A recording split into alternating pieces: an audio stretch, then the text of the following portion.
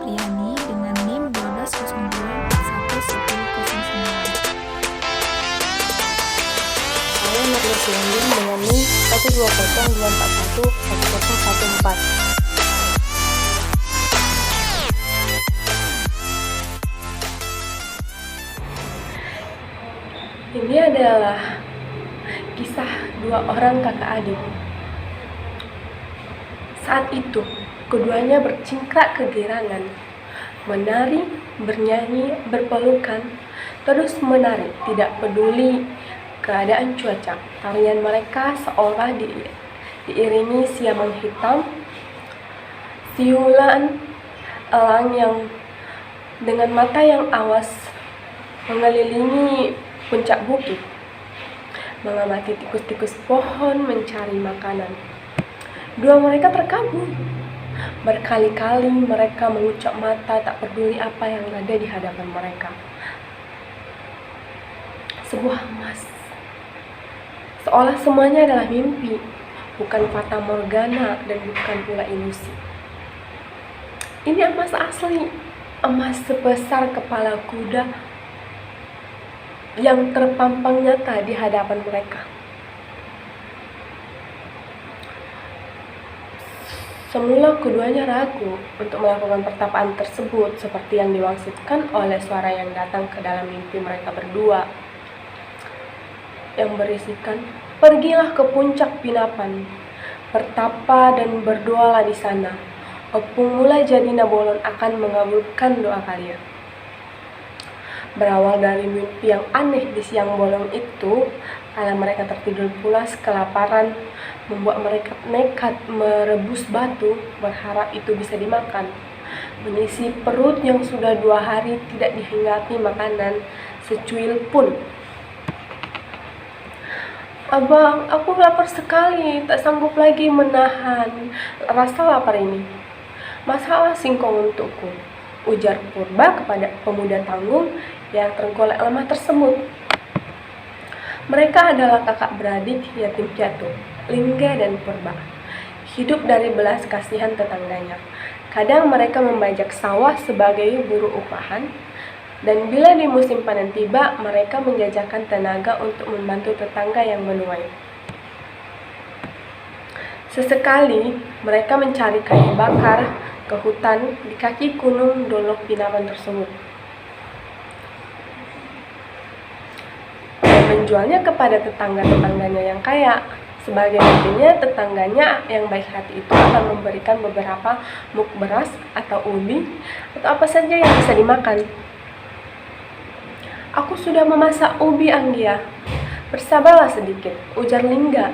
Ia tahu batu itu takkan bisa dimakan, dan ia juga tahu kalau batu itu yang sekepalan tangan itu tidak akan bisa merubah menjadi ubi. Ia sengaja membohongi adiknya untuk menghibah meminta makanan, supaya Purba tertidur. "Abang, aku lapar." "Iya, aku tahu, bersabarlah sebentar lagi." Lalu, bagaimana kelanjutan ceritanya? Ceritanya akan dilanjutkan oleh kakak Elsie. Silakan kakak Elsie. Sepertinya kemarau tidak akan cepat berlalu. Sungai-sungai mengering, sawah tidak menghasilkan apa-apa, ubi tumbuh dengan kerempeng, bahkan pohon kemenyan enggan mengeluarkan getahnya. Beberapa penduduk dari desa mereka mencoba peruntungan di negeri orang lain. Ada yang menjadi buruh tani, ada yang membuka lahan baru yang jauh lebih subur dan tidak mengalami kemarau. Hanya anak-anak dan orang rentai yang berdiam diri di kampung tersebut. Karena kelaparan, mereka pun tertidur. Di dalam tidur mereka bermimpi tidak ada rasa lapar dan semuanya indah dan bahagia. Dan dalam mimpi tersebut, ada yang berkata, memberikan petunjuk, dan berkata seperti ini, "Pergilah berdoa di Dolok Pinapan, yang Maha Kuasa akan memberikan sesuatu kepada kalian." Karena sangat percaya dengan mimpi tersebut, akhirnya mereka pergi ke Dolok Pinapan tanpa keraguan sedikit pun. Penasaran dengan cerita selanjutnya? Maka cerita selanjutnya akan dibawakan oleh saudari Bella Apriani. Mereka mulai menyadari kalau perut mereka belum terisi semenjak 5 hari lalu. Rasa itu kembali mendera mereka setelah puas mereka menari merayakan emas yang ada di hadapan mereka. Rencana pun disusun. Anggia, aku lapar. Iya, tunggulah di sini, aku akan kembali mencari sesuatu yang bisa dimakan. Kalau kita lapar, bagaimana kita bisa membawa emas ini? Iya, abang, pergilah. Aku akan tinggal di sini menjaganya. Harta membuat mata hati seseorang menjadi buta tiba-tiba. Cinta akan harta benda bisa mendatangkan kemungkaran. Harta menjadi sekat pemisah antara sesama saudara kandung. Ada bisikan kuat yang dihinggapi Purba di kesendiriannya. Bukankah lebih bagus kalau harta ini menjadi milikku seorang? Lihatlah abangmu. Selama ini apa dia memperhatikan dirimu? Jadi lakukanlah sesuatu. Milikilah emas ini hanya untuk dirimu. Suara itu semakin kuat dan Purba semakin lemah. Dia tak mampu menahan godaan itu.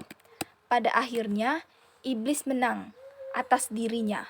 Dia mempersiapkan perangkap kematian dengan menggunakan sepotong kayu.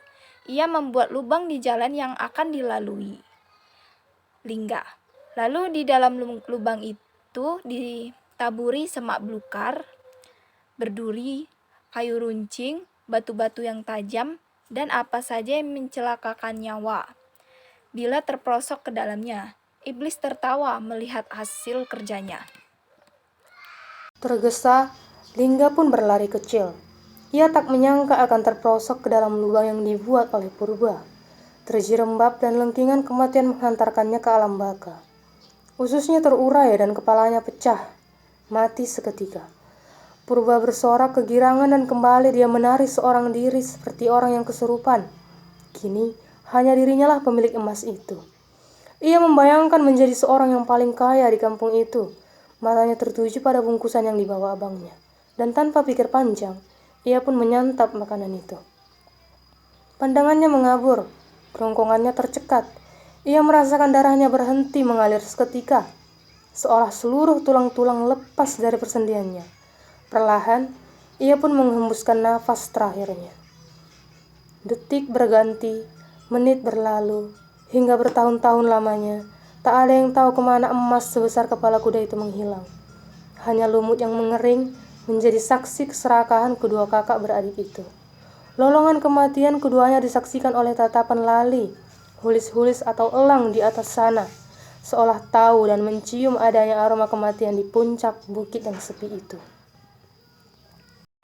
Jadi, nilai moral yang bisa kita ambil dari cerita asal mula emas di Dolok Pinapan ini adalah jangan serakah terhadap uang, jabatan, ataupun hal-hal yang akan menyebabkan egoisme.